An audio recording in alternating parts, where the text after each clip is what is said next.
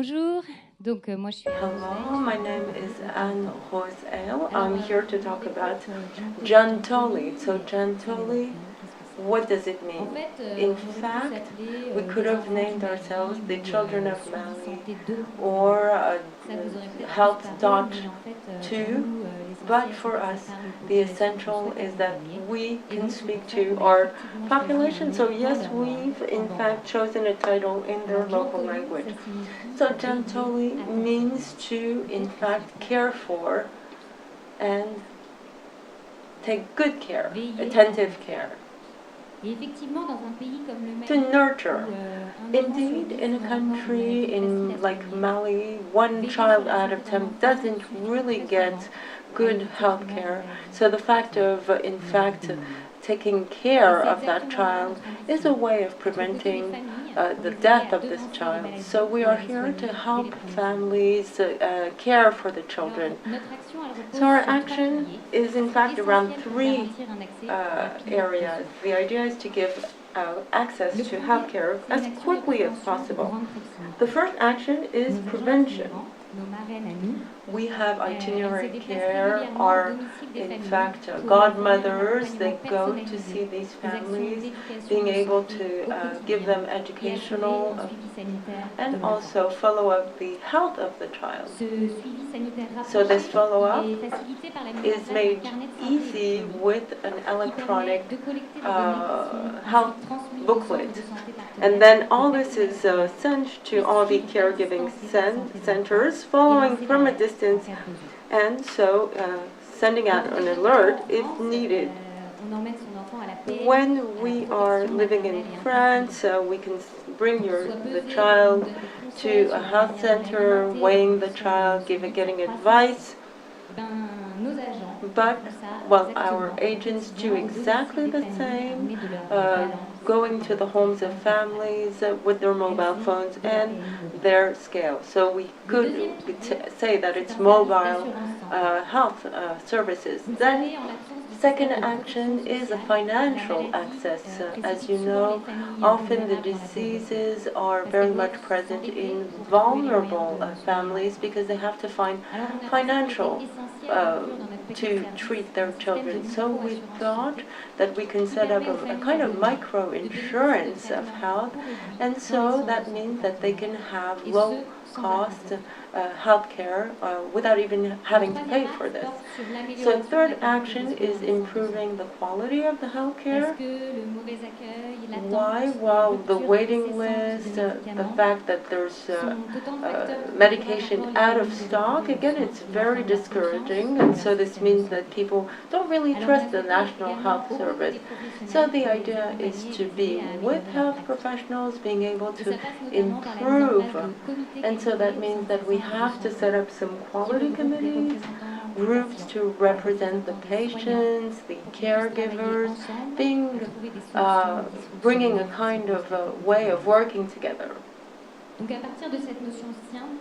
So 3 notions, 3 actions, quite simple. So we have set up a kind of alert system in order to take better care of the children. And we've had good results because we can see that populations go for healthcare 3 times more.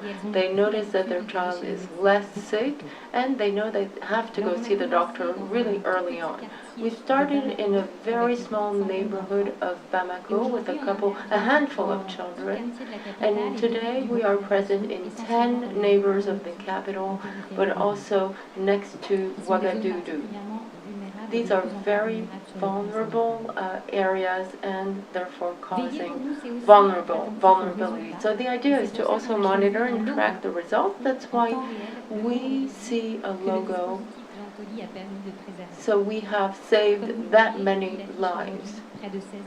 Almost 16,000 lives have been saved thanks to Djantoli. This logo is a call for action. This is a way of federating all the community, the healthcare, the financial partners with a common agency being able to save more lives. Thank you for your attention. Thank you, Anne-Rose Veil.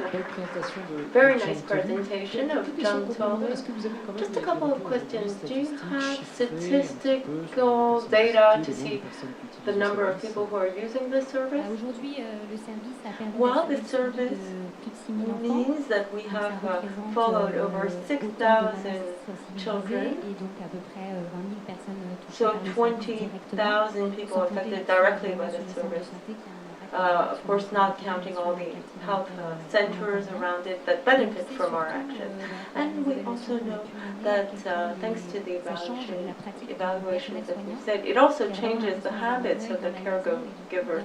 They feel that now they're at home with these children.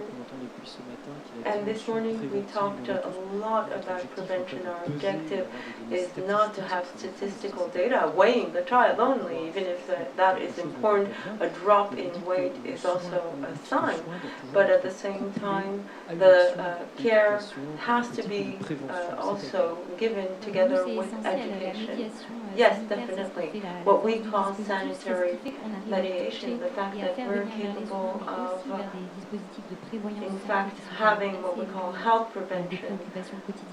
They're not always aware of these problems, so these families are often excluded from, and so that's why we say that these godmothers are a person they can trust.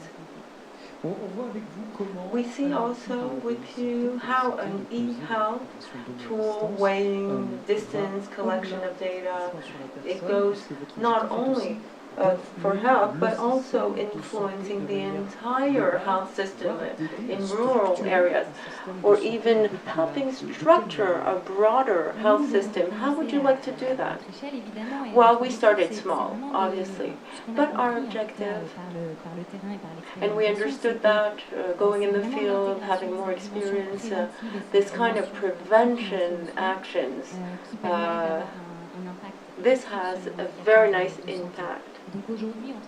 And so today, we work hand in hand with the public authorities, those who are in charge of setting up national health services, because when we started off, there was no kind of social protection, but today, they are actively working in order to set up this active.